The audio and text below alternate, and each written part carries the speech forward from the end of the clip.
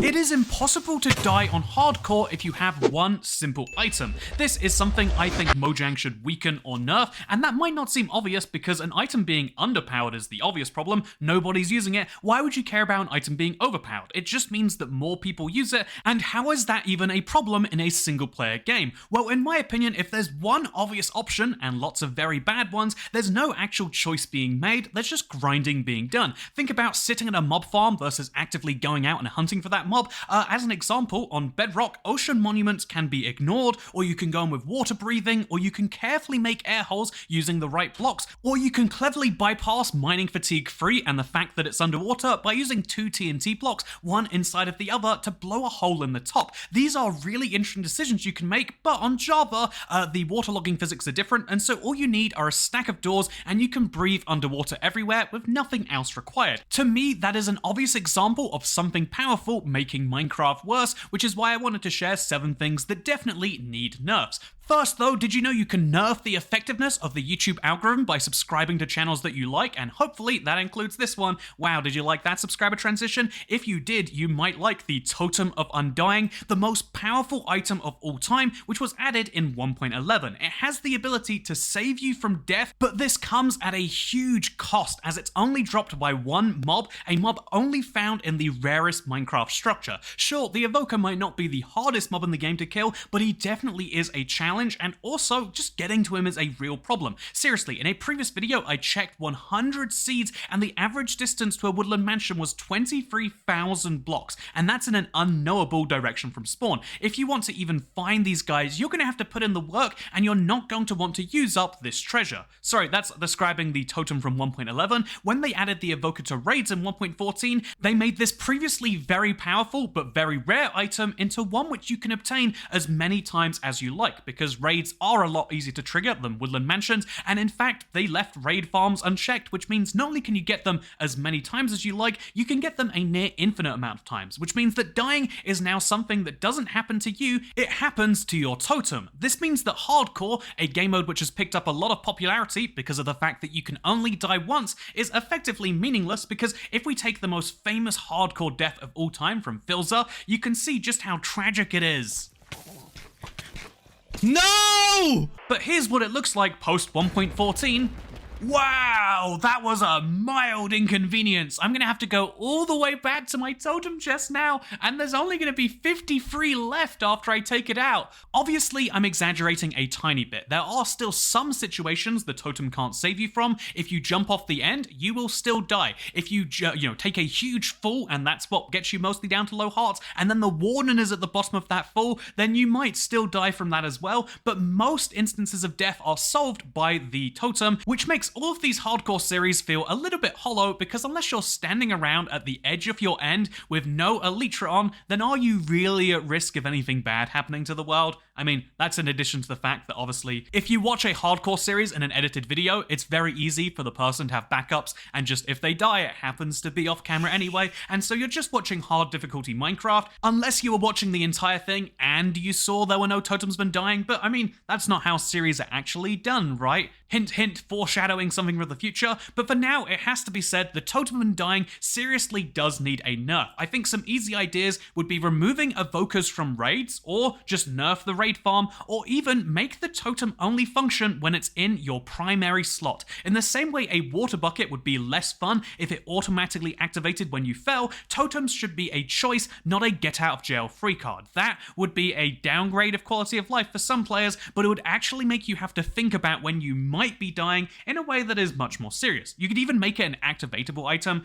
but then perhaps it might share too much design space with the enchanted golden apple, so there are lots of ideas, but one of them should ideally be taken up, just like how the next idea here is the iron golem. As you all know, attracting the police to try and kill you and then murdering them to take their valuables is something we would all love to do. in Grand Theft Auto, obviously. Please don't put me on a list. However, it's actually a much more effective strategy in Minecraft, because iron is a multifunctional resource found directly in the middle of the tech tree, and yet it can be had immediately because every village spawns with a golem, and every golem drops 3 to 5 iron. This is one of the few mobs which gives you real consequences for upsetting it, so it being easy to kill feels like a bit of a cop-out. Whether you're a speedrunner or a casual player or someone who needs thousands of iron, using this mechanic to get lots and lots of it is something that you will do. However, this makes the real way of getting iron, you know, the mining part of Minecraft, a little bit underpowered by comparison. After all, why would you go mining specifically for those iron blocks when you can just find them by the dozen and they can automatically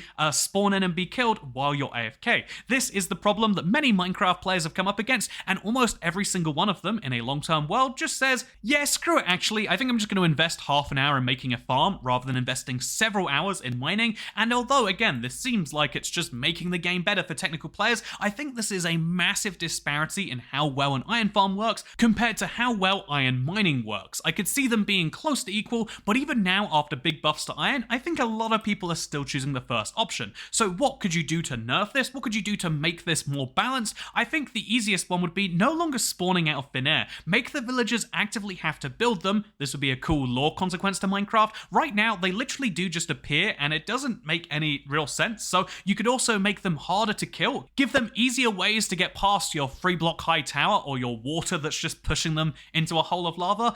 There are lots of great ideas they could use to just make the mob itself harder, or since people hate ruining farms and, speedruns and all of the like, why not just make them drop nuggets instead? It could be 3 to 5 nuggets if you wanted to keep the existing numbers and just change the item, but since it would be nuggets instead, you'd have variety to do something crazy like make it 5 to 20. This means that killing 2 iron golems would almost always give you an iron bucket, but it would mean that other strategies of getting those first few iron ingots would actually be also just as viable. I think that's a good way to solve the speedrunning problem, while also addressing the farm problem. You can still farm iron if it comes out as nuggets, but it would just be slightly less powerful, and maybe a few more players who are on the fence would think to themselves, maybe I should just go mining instead. Obviously, the easiest way to do it would be to make iron mining more powerful, but I think there's always going to be a balance you have to find between the two, and that is what I would say the perfect one is. On the subject of powerful things defending Minecraft villages, knowledge is power, and these guys read a lot of books. Or rather, they sit there all day pretending, but I can see you haven't put a book down. You're not going to learn anything if you don't read any books, and it seems as though the librarians don't even need books to do their job, which is confusing. But okay, librarians are a fun mob.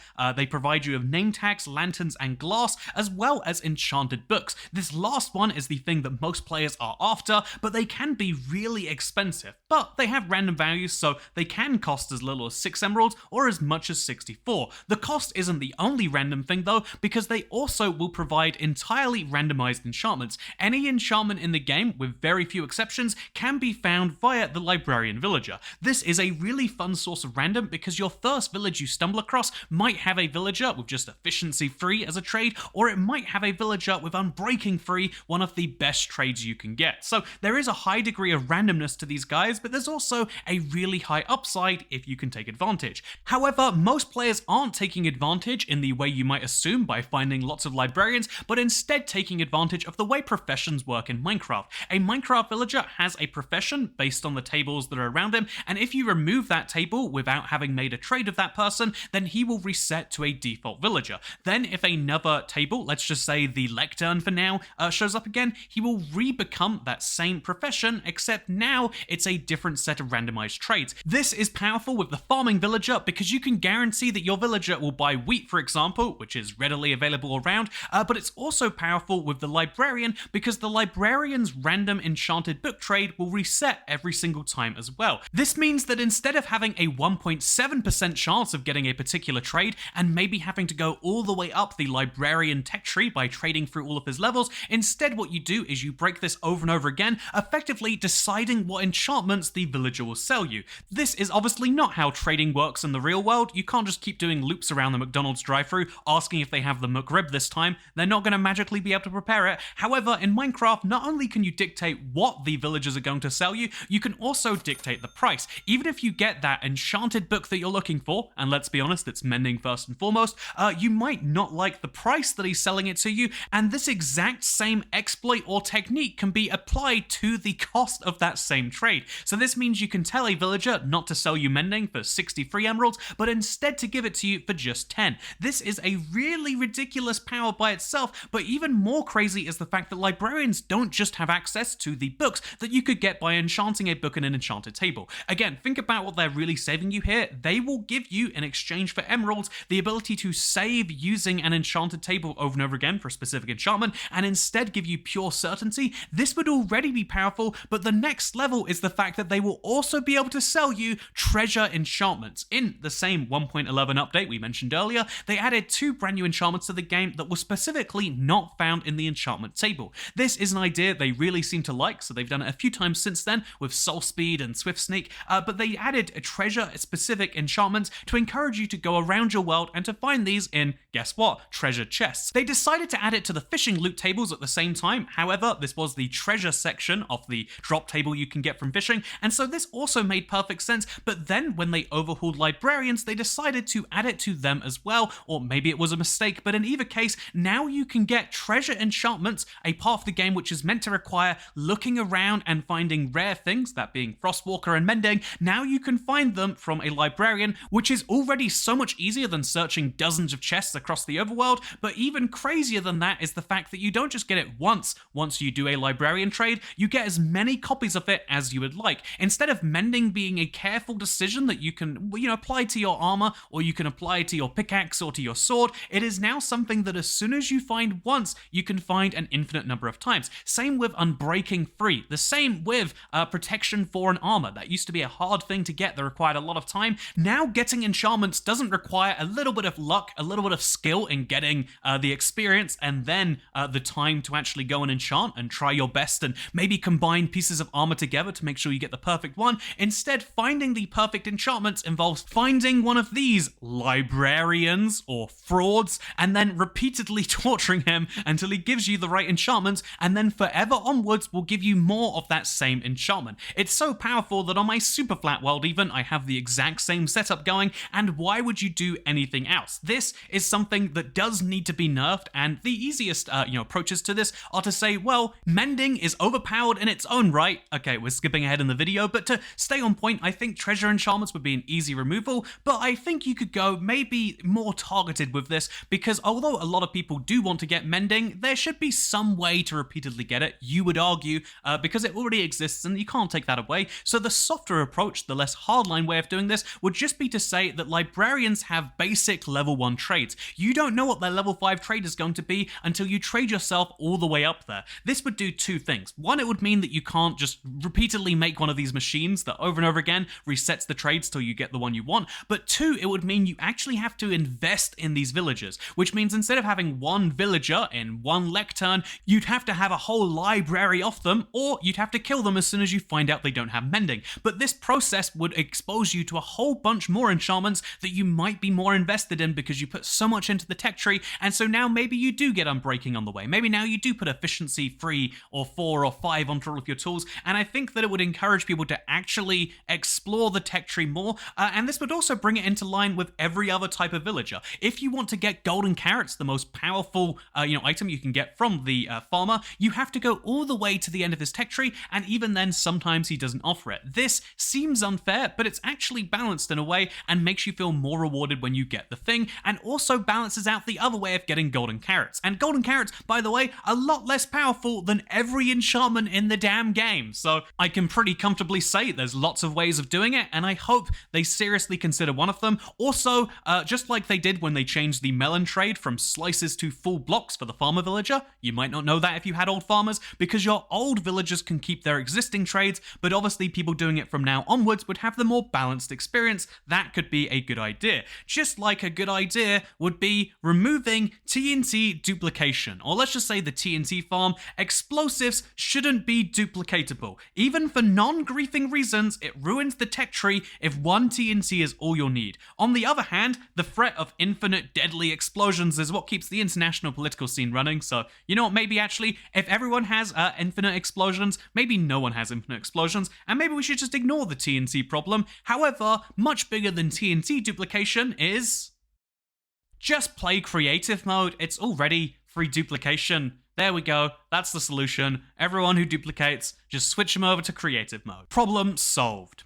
Something that will require a lot more effort to mend, however, is the enchantment aspect of the game. Although the enchantment system has changed a lot and mostly involves a villager now, it can be said that the mending part of the game definitely does stay true to its roots. The way it used to work, as of the update that most people don't know about, is you could combine two tools of the same type together and you'd get a 5% durability bonus to encourage you to recycle and combine tools. This was a relatively cool feature, but the problem being was that it removed all enchantments from both pieces of gear. So then the anvil came onto the scene and it was revolutionary because now you could repair your Silk Touch pickaxe by using simply diamonds or a diamond pickaxe. This was great for the time and it meant that you could even combine two enchanted pieces of gear together and get the next level up of enchantment. This was the first way Efficiency 5 was obtainable and it was a pretty great way to mend stuff, but it came with the big downside that as you mended a tool, each and every time the cost would go up in price. The first time you want to repair your diamond pickaxe, it might cost just a couple of levels, but eventually it gets to an unsustainable amount, and the anvil itself will even tell you you cannot repair this anymore. This means that you can take a diamond pickaxe's durability up from, say, 1600 up to close to 6000 with the Unbreaking 3, up into the tens of thousands just by repairing it every single time that needed to be done. However, I don't need to tell all of you what mending does because you probably have it on all of your tools right now. They brought in a new enchantment that was incredibly rare, a treasure enchantment that would allow you to mend your tools just by putting experience directly on them. This could skip the anvil effectively because all of the XP you would put on the pickaxe at the anvil could just go straight into it, and this was incredibly powerful, but then they decided to make it even more powerful than that by making it available on every single tool and item. I really do have an enchanted shield, flint and steel, fishing rod, and shears, of course, because why wouldn't you? You can get these books ad infinitum for relatively affordable prices, and then they let your tools last forever. And this means that now you don't need to make a bunch of pickaxes, you don't need to have a set of gear, you just create one complete set and then it will last you forever. You can have the best enchantments on your armor, and as long as you do something that gathers experience, which as we all know is most of Minecraft now, you'll be able to keep your gear going forever because it really is a tiny amount of experience that you need to repair all of your stuff back up to full. This is pretty great the first time you do it, but it actually removes some of the decision making in Minecraft, especially because mending is so widely available. You can put it on everything. You don't have to decide a piece of gear that you want to last forever. Everything can last forever relatively easily, and then you can put Unbreaking on to make it even less intensive, and that is why I would say that mending just needs to be adjusted. The easiest time to do this would have been the introduction of Netherite. Netherite tools could be unmendable. They could have a fixed lifespan that you have to repair using Netherite itself. That would make it very expensive and there'd be interesting decisions to be made, but no, your Netherite tools can now also last forever, and so with that in mind, they can never really remove it from there. I would say the only possible nerfs can come from future additions to the game. Any way you change mending to make it actually balance to its new purpose would be quite upsetting for existing players, I think, and understandably so. I have a full set of mending gear, and although I'm advocating for its nerfing to make Minecraft more interesting in the future, the truth is I would be very upset if all of a sudden my Netherite armor stopped being infinite, and same with my tools, etc. So what you have to do instead of, taking a reasonable approach so that mending doesn't work with other enchantments, you have to have mending, or you can have efficiency and unbreaking. That would be interesting design space. You could make it so that there is a much weaker effect for it when you have it on all of your gear. There are so many ways they could have done this from the start, but nerfing it now is so out of the question that I'm not even going to suggest it. Instead, what I would say is add new things that are incompatible with mending. Make people make interesting decisions in the future that also affect new players. So you could go simple on this. Efficiency goes up to 7 now if you don't have mending. Do you want the faster pickaxe or do you want the mending on there? I mean, if we're being honest, most people would say mending, but it's not the fastest decision. If you have the ghoul to go mining for enough netherite or to get enough diamond pickaxes, you might benefit a lot more from efficiency 7 than mending. Making interesting decisions is what it should be all about, and I do actually agree that, people say mending needs to be nerfed, but if you nerf it now, you're just removing gameplay value. That is not the reason. You don't just nerf things because you think they're powerful, you nerf them to make more interesting pathways, and that's why I think the way you find mending should be limited. Librarians should be nerfed in their own right,